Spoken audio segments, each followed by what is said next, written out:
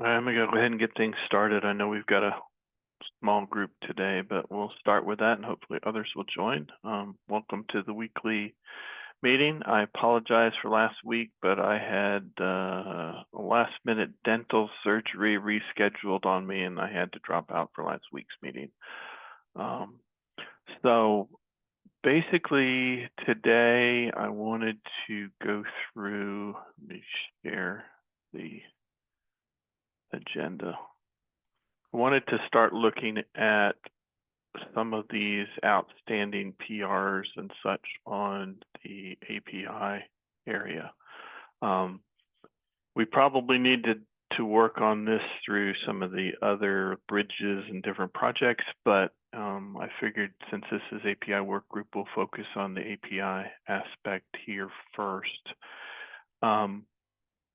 First thing I wanted to bring up is Miriam, who I've been chatting with. He brought up the idea that we should probably go through the notes and things that we did from the networking workshop several months ago and kind of boil things down a little bit better. So basically, we're going to try to pull together a laundry list of the things that we need to start focusing on from that workshop. We identified several different things, and at the end of that meeting, we ended up really focused more on specific use cases, and we've basically, it's been kind of quiet in terms of those use cases being drawn out and anybody picking those up and trying to look at them. So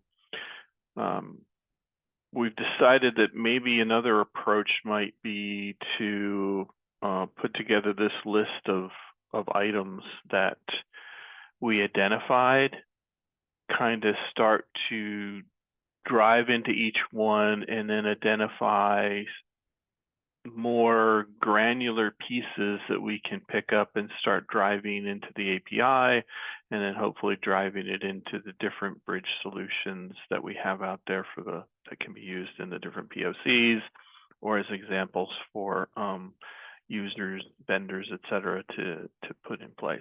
So I'm going to see what I can come up with for next week in terms of some of that laundry list, and then we can delve into that in more detail versus just looking at use cases.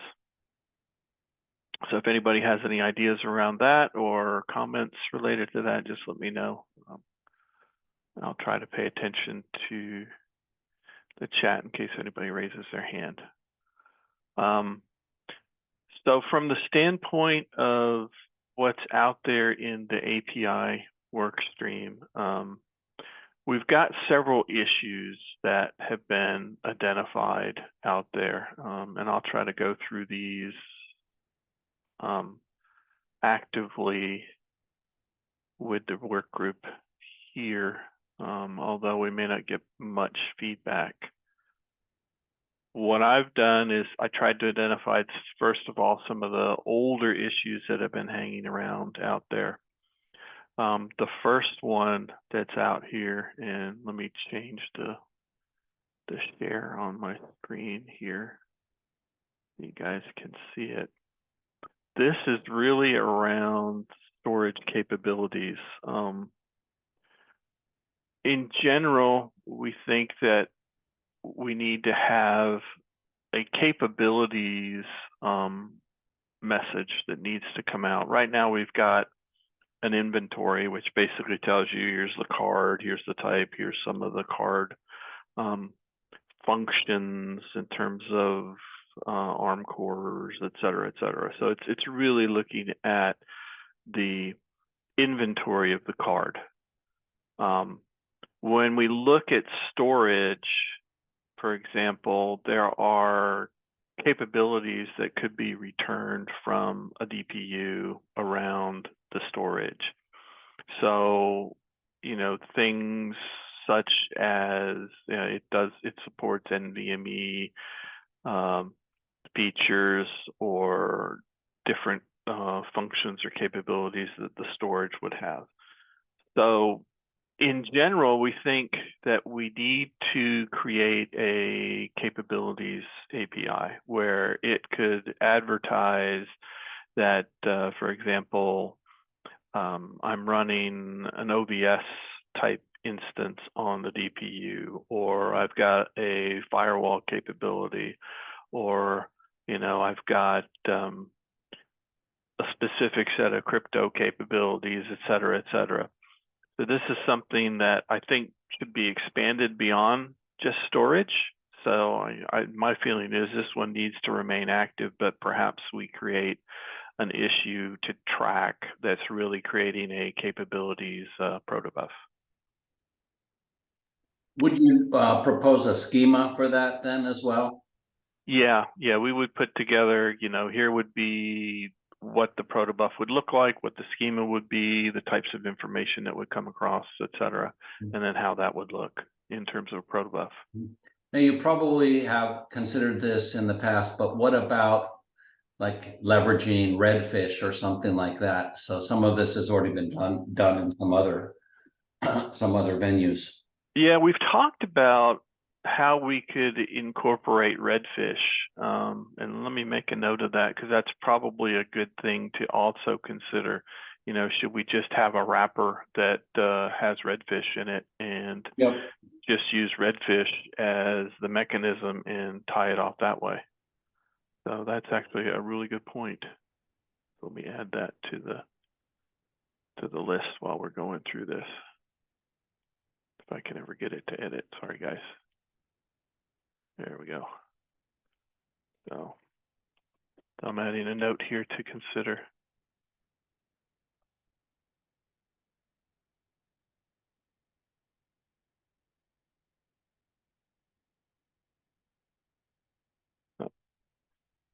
Okay, so that was the first one, and I really think we need to keep a capabilities or come up with a capabilities protobuf, even if it's just a wrapper around Redfish. So I made a note of that, Peter. That was a good suggestion there.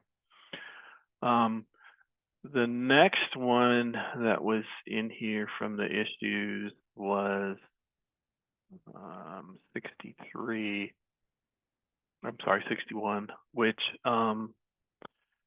now this one is, do we need to have a IPsec offloaded definition? Basically, do we want to put a binary flag somewhere in here that would tell you whether or not you have an offloaded solution for IPsec or something to that effect? There's been discussions back and forth. This was back when Kyle was still on the project, that you could flip it either way. Of course, the feedback from that is, do we just want to leave it up to the vendors and let the vendors decide what they want? So is there any opinion around that related to this particular issue? Yeah, I think that's interesting. So the previous discussion, I don't know if that got into capability, but are you, Mark, talking here? The capability of the DPU could have one or more offloads or accelerators, right? Right. And so advertising those capabilities would be good. And we could almost consider it in the other topic as well. So also include capability, right? The hardware capability, that doesn't mean it's active. It just means it's capable, I think. Yeah, no, that makes a lot of sense. And I think you're right. If we migrate this more toward a capability, then it really fits into that better than just having this flag that's hanging around somewhere in IPsec that says, oh, well, I'm offloaded or not offloaded. The capability would be there, and then the vendor could choose to use offload or non-offloaded IPsec. Yeah, then you've got a, maybe a different use case would be to set up the IPsec tunnel, and it could take advantage of hardware offload if it exists. Otherwise, it's a software based. And then the same thing for like AES block encryption would be maybe another one, or, VXLAN, et cetera, right? Right, right, right. Because we want to put in there things like, are you going to run? Do you have OBS capability or not? I agree. VXLAN, is VXLAN supported? Is firewall supported? Things like that. So those would be capabilities that we could advertise. Okay. All right, I made note of that. I think putting it in the capabilities is much better than just, having IPsec have this software versus offloaded solution with a Boolean flag. Is this a provisioning to tell it to use software offload, or is this a status saying I'm using? Because you can still have the capability that says, I support the offload of IPsec. Right. But is this meant to say this is more of a status field that's saying I am using it? So, if you need to, maybe accounts aren't being updated quick enough or something, then you can kind of make special arrangements so that you don't like stop processing because you're not seeing counts go up or something. Well, we probably need to have both. If I guess that's what I'm asking. I mean, I don't Yeah. disagree that the capabilities flag should be there. My question is what they're talking about here, because I haven't seen. I'm just from the little screenshot. I'm trying to figure out is this a status field that's saying I am currently offloaded or not, or is this more the capabilities that y'all are talking about? It's really, and that's the problem with some of these issues that have been brought up. It's like, this one was brought up and it's old, it's from back in 22. Yeah. But it was really one of these, do we need to have it? And I wanted to kind of flush through some of these so we could really consider where to put it if it's something that we need. And I believe that it's good to have it in the capabilities. But as you brought up, Billy, I think it's also important to have that status that says, yeah, we're using it, so that from a application perspective that's leveraging something, it knows, is something wrong, or is it inactive, that it can check on additional status information, et cetera. So it needs to have that kind of feedback that says, yeah, I've offloaded it, but nothing's happening. Yeah. But isn't that coming by default? So you have the capability if it's capable or not. And then when you configure it in the configuration part, you say offload, whatever. And then if you do a set on offload, it does it. And if you do a get, you see if it's doing it or not. So one is a capability, which is a read-only attribute. Is the device capable or not? I don't know, the driver or whoever provides that info. And the other is the API, which does a set and get. And the get will gonna provide the info if it actually did it, or if it's actually active or whatever. Yeah, I think that's right. So you can, if you're trying to use the API to set a hardware offload for something and it fails, right, then you could look at capabilities to see it's not capable. It should be successful if it's there, right? Yeah, and if you come 3 days later and you don't know what's happening there, you can just do a get with the API and see if it returns yes, it's doing the offload or not. Yeah, and that falls more into each specific service. Like if it's IPsec, we need to have the statistics information, which I don't think is in there just yet. So that would be the piece that tells you whether or not it's actually working. Yep. Yeah, and then the same thing, as you said, Mark, you could do the same thing with OBS offload, right? I want to set up, I want to configure the OBS bridge. Well, it's not capable of doing it, so now I know, or it is capable. So we can think of all those use cases. Yep, exactly. Okay. Well, great. No, good feedback. I'll put some notes into these. I'm making notes into the agenda, so I'll publish that when I'm done, but I'll also move notes into these different PRs. We finish PRs and issues, sorry. So we look at the next one that I had in the list, which is 79. Now this one's really focused towards storage. So again, I look at this and I say, these would be potentially categories of storage capabilities, but they're talking about adding file and object storage to the APIs. I think some of this may already be there. I'll have to go and delve into the APIs themselves, but it would also be good to have this as capabilities that could be advertised. I don't know if anybody's looked at this one or not. I have not in detail. I just wanted to bring it up as something that we probably need to take a look at, and I'll circle with Boris to try to find out what he meant by this particular issue that's open. Yeah, I think it's good. Minimally like block, right? You could see, oh, we have NVMe block capability, right? Or NVMe over Fabric. I think when we start going into the file systems, then it gets a little more interesting, right? Yes. But I'm kind of thinking of it as kind of layers. So we got the block storage capability, and then on top of that, you could build other things. But minimally, that block storage, I think, is a good place to start in my mind. Yes, yeah, I would agree with that. Okay. So, and again, this week I'm just trying to triage some of these issues.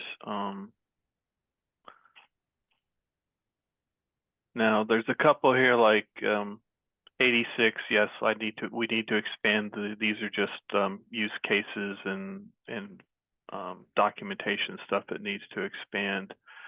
If we take a look at the one on, hold on a second, I think I've lost one somewhere. No, we did it. Apologize. If we look at 104, so this one here is where we want to look at VS generic APIs.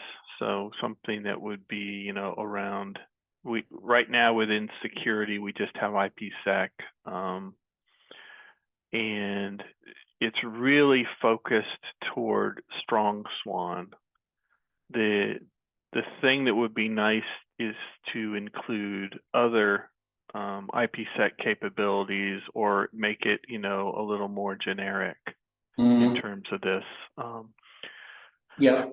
And the IPsec ones are very, very strong swan focused only. They're not at a high level. They're not like, create, delete. It's not a CRUD model for all intents and purposes. So that's where that one really needs to be relooked at and see if we can expand the implementation there. Yeah, so it's kind of abstracting it for IPsec, right? Correct. Get away from a specific implementation. There could be other, this is kind of data in motion, right? Privacy. Right. But in theory, there could be other ones like MACsec, if someone wanted to. But I think this one seems like it's an IPsec abstraction. Yes. Okay. So this one still active. We'll still keep that one on the list. Now this is more of a structure of how we want to, for example, set up storage. So we've made several different changes within the API structure itself. And this is probably a generic question. I don't know if we have enough people to consider it, but I'm gonna jump over to the code for just a second so that we can look at what we now have in storage. The storage APIs are all broken. They're at the top level now. The reason that was done was so we can put in automation using Buff as the generator for the files that you use to link in. Now, we're doing this as a V1 alpha, so anything that's auto-generated gets put into this V1 alpha directory and then into the generation directories with the Go and Python protobuf generation. The question here, and I think it's a valid one that was in the PR, is should we break this down and basically have back end, front end, and middle end as separate folders within storage so that you have each of the pieces independent, or do we want to keep it all at the one layer? And I think that's what the issue is asking. So does anyone have thoughts on that? I mean, we can set this up either way. It's not a problem, but in some ways, breaking it up may make sense, and in other ways, it may not. And it's okay if we don't have any thoughts on it right now, but it's at least something that we should consider, because the thought here was if you break it up into the protobufs at each end, then you can you would have this type of an example where it would be segmented into which portion that you're needing to make changes to or work on. Okay, I'll bounce this one around out on some of the threads and see what we get back for some feedback on it. Otherwise, you may leave things as they are, and we'll put this issue to the side. Okay. And let's see. They just got a couple more that we had on the list, at least to try to go through today. Now this next one, so as part of some of the security work, we pulled over a session offload functionality from AT&T and did some integration with that to kind of build up a POC and do testing. We've gone through the process, Kyle did, of trying to contribute this back. The current view in terms of looking at this, it looks as if the AT&T session offload project is dormant. There's been no activity, at least for the past 2 years, and even then, beyond that, any significant activity was 4 years ago. Kyle attempted to contribute back. Nothing ever happened related to that. So essentially, he closed out both of his PRs that he had there, but we can still contribute to it. My thought is that we should essentially close out this particular issue and just let the group here, or the OPI group, manage anything going forward for session offload. That's my view right now, because AT&T one seems to be dormant. There's no feedback on that. So I'll push that one forward, and we'll see if we can get this one moved off the list, and we'll just take it on with the group.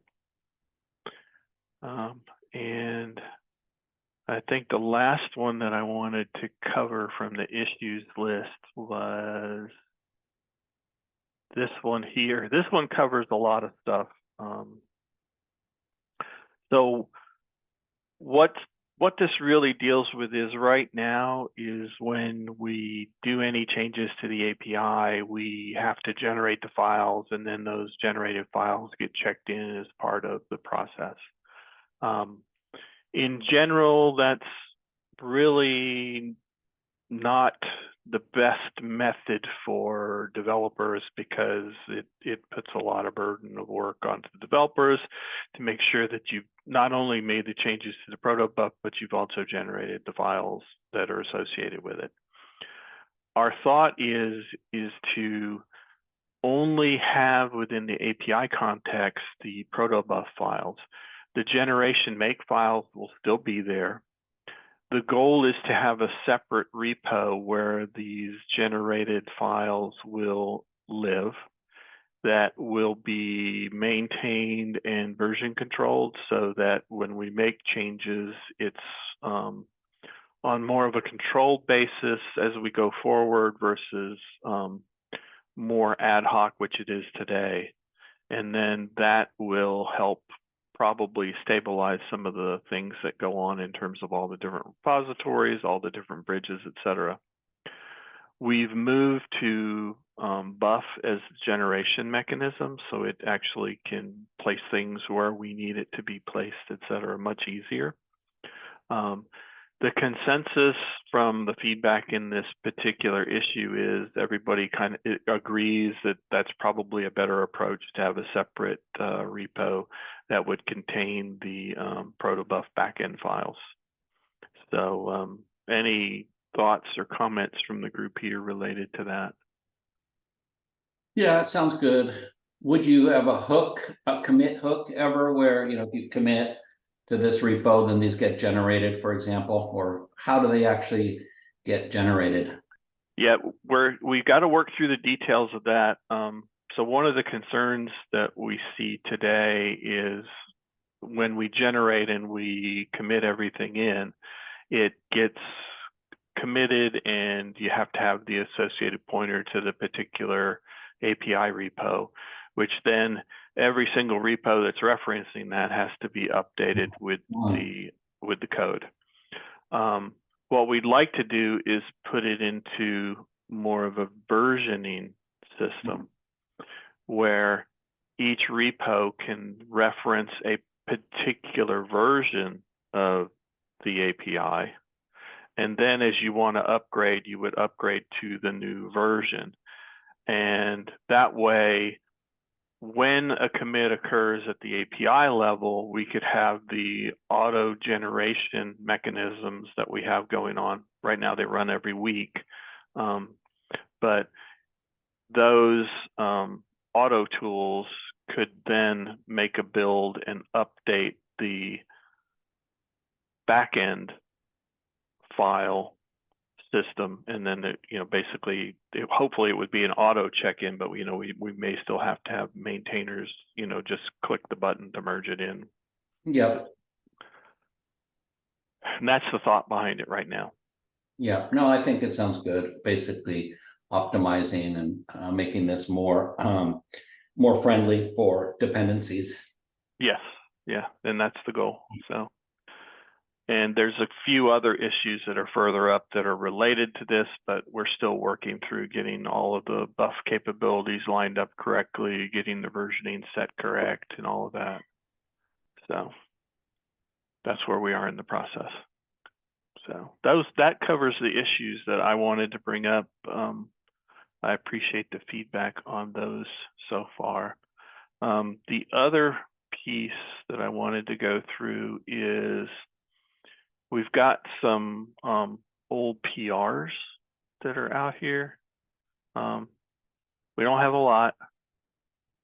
We've got one here related to protobuf definitions. I took a look at this right now. It aligns very closely with the session offload interfaces right now in terms of what's being proposed here. The question that, and I will sync up with VJ to find out about this, but we can just leave things as they are today with the session offload, or we can take a look at this and see if we can make things more generic. So I think it falls kind of in line with both what we've identified as an issue of making things generic, but maybe not. So those are my thoughts on it, and I'll sync up with BJ to try to find out what to do. But this one may possibly just be closed out because it's old and we've made significant changes along some of these APIs.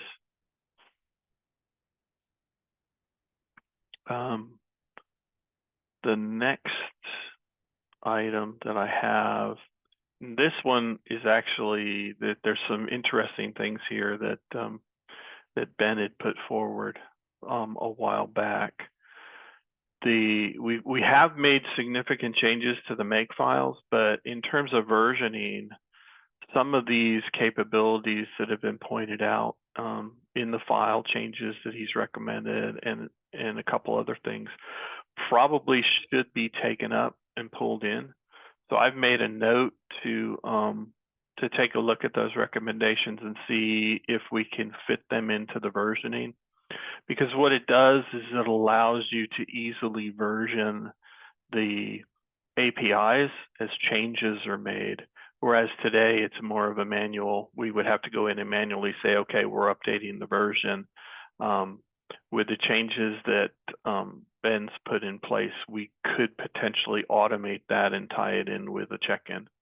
So I think there's some validity in this particular set, although the majority of this was old and the new make files have taken care of some of the major portion of what he was concerned about. So I'll take that one up. Now, the next one, I didn't have a whole lot of view on this. This has to do with transaction support. There's some good feedback in here related to transaction support. I don't know if anyone here has an opinion on whether or not transaction support should be considered, whether REST APIs, et cetera, should be considered in this. So is any feedback from the group? And if not, you know, you can add it to the PR because we need to take a look at this one to make a determination. Yeah, there are ways to generate REST from gRPC and automatically. So that's kind of been done. But I think if the proposal's to build kind of different REST APIs, I think that's a lot of work, right? To do both. Oh, yeah. So I'm kind of like, if you can automatically generate, great. But I think keep focused on gRPC protobufs, then you can make progress, right? Otherwise, it's going to turn into a big march. Right, yeah. So at least in terms of REST, we can take that one out of the consideration. Yeah. But what they're wanting to do is, you know, look at it from a transactional basis also, where they get a feedback on when something occurs. And I don't know. Yes, there are, I think in terms of API patterns, there are some calls which are going to be long-lived. Like, let's just say, set up an IPsec tunnel, right?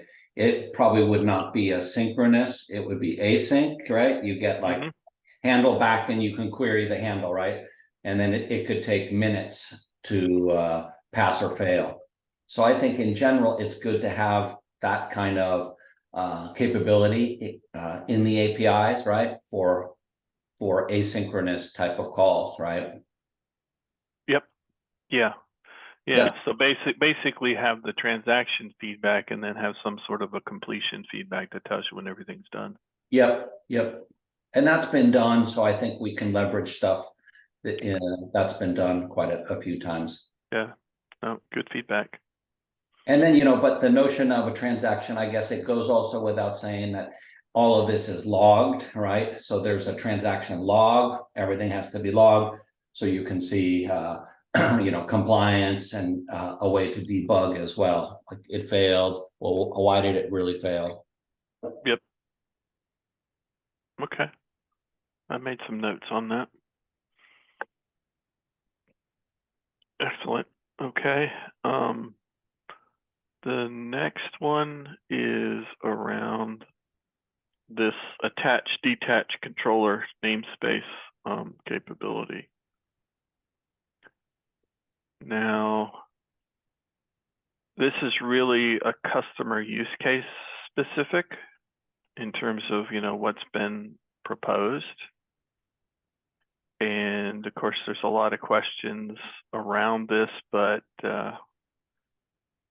they want to know, you know, do we need to add a controller? Are all controllers attached to namespaces or newly created namespaces, et cetera?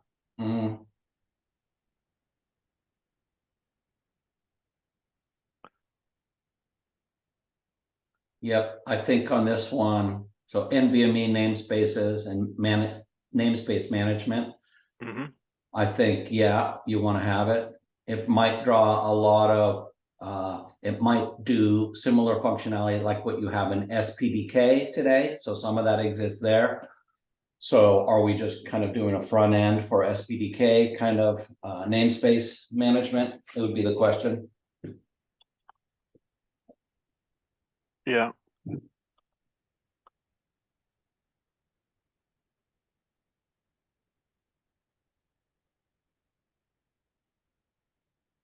Okay, I made some notes on that. So if this is really just a front end for that, and again, I'll try to circle with the folks that opened this and have been contributing to it to see what goes on. So any additions that anybody wants to jump in and add, please feel free.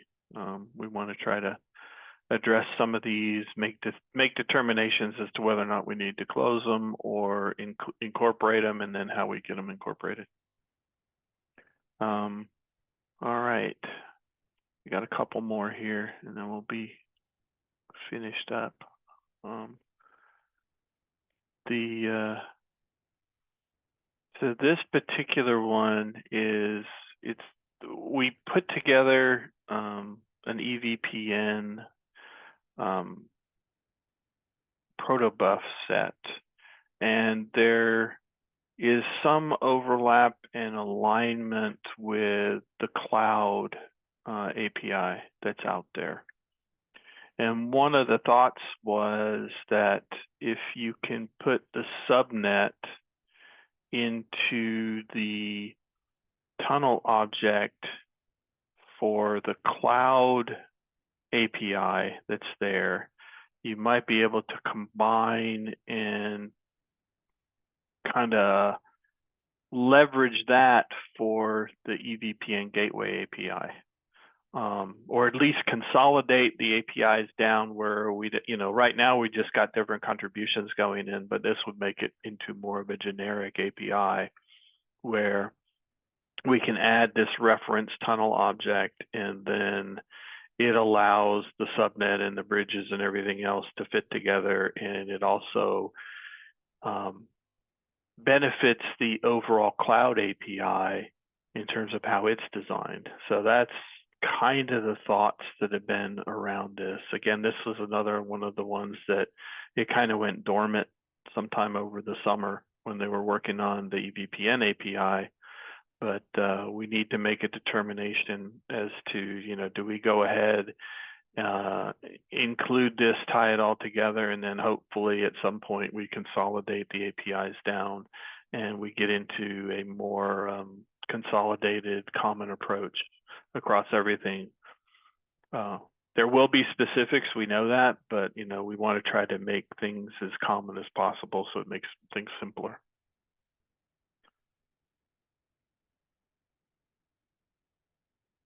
Okay. And the last one, which is it's relatively active right now, is there's been some refactoring being done on storage. So this one here is combining front end and back end messages so that we can actually optimize things in the API. So that kind of falls in line with one of those issues where do we need to break out the structure of storage into front end, back end, and middle or not? So again, there's some alignment around that. So this is where we stand on this particular PR. So if anybody wants to take a look and provide any feedback on this, it would be helpful to our tech and the team that's working on this particular area storage. Okay. That was all that I had on the agenda for this week. Next week, I'm going to try to pull together this list of information that we want to try to leverage around what do we do from the networking workshop. So it's really, I'm going to try to come together with this laundry list that we can start flushing through and seeing what goes on. Oh, Rithea, yeah, I see your hand up. Sorry. Yeah, I was waiting for you to finish. I want to discuss about the PyDPU. So Sure. I'm using PyDPU to automate test cases Mhm. for the POC group, and then to have some PyTest regression for whatever APIs are being created by OPI. So I have a PR, not a PR, a code that I started working about a year ago, but then I didn't have time working on it anymore. So now I'm reviving this to make some changes to PyDPU, but I don't want to be in contradiction with the Go DPU. It's about, I know the group here was talking about having a CLI kind of thing. I'm not necessarily interested in the human aspect of the CLI. I'm more interested to be able from scripts to automate things. But if my work serves the CLI, good for it. Any feedback from the group about what do we want to do with this Go DPU, PyDPU? I know there were some talks about CLI, but where should I look for so I make sure when I make my PR, it's, I'm not undoing or going against what was already discussed. So the one thing I could tell you is take a look at any of the issues in GoDPU as well as any of the PRs in GoDPU. I think most of the PRs in GoDPU are probably being generated by the continuous integration stuff, if I remember correctly. But there may be some issues out there. I don't see any problems with expanding PyDPU. In fact, I think it's very beneficial to go down that path of expanding the CLI, et cetera. Most of the things in GoDPU have been leveraged for testing. So, there is kind of a CLI view where you can use that CLI to exercise the different bridge capabilities or the different functional blocks that are out there in Go from the APIs. But beyond that, that's pretty much where most of the work in GoDPU has been done. Okay. I don't know if that helps you or not. I looked at those, but those seem like very high level. Is like, create a IPsec tunnel or whatever name of the function, and then inside it creates a tunnel, but doesn't give me fine grain to actually do what I can do if I use the gRPC calls directly. Right. So I want to expose it in the Python API at the fine grain level, like the gRPC in the library, so I can actually go and do DPU, create a DPU object where I provide an IP, not do gRPC, smart connect or whatever. It should be a DPU object. And then I say DPU.ipsec.blah, raise tunnel with settings. And basically, so I can be able to automate everything and control the knobs and bits. The functions that I saw currently, like I said, yes, they are used for testing, but they are very high level and with already some hard-coded values in them. No, I think it's more beneficial to make it where, as you just defined it, you can go down to the finer granularity and you can actually tweak the underlying parameters and not have this fixed functions. Most of the usage so far with GoDPU has just been, I'm just going to exercise this set of basic tests for the continuous integration and do it that way. That's the way that the guys who've worked on GoDPU put it together so far. Let me work on something and read through those issues, and maybe in 2 weeks from now, maybe I'll show something to the community. That'd be great. Yeah, and in PyDPU, I think there was a PR already raised from somebody from Keysight to update the gRPC files as a first step. So I saw you merged it in already, so that's good. Yeah, I think we worked that one. Yeah.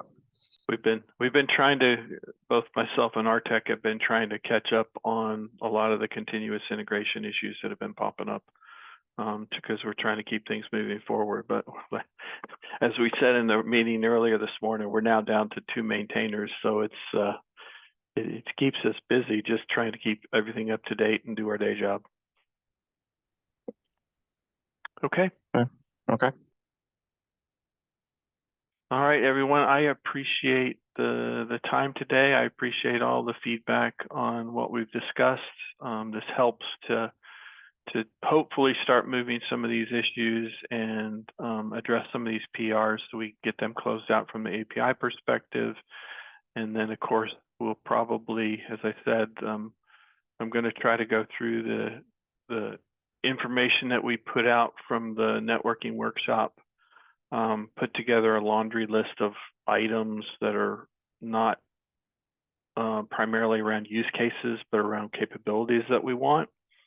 We can start deep diving into those so that we can prioritize, determine issues that are, you know, which ones have bigger impacts, which ones have smaller impacts, and hopefully start focusing in on those items that we can, you know, get the community to take up and start moving forward so that we can get more definitions on the APIs and start moving that forward again. So, but anyway, I appreciate all the feedback, and I'll let everyone go and have a great day. Thanks, Mark. Have a good day. All right, thank you. Thanks.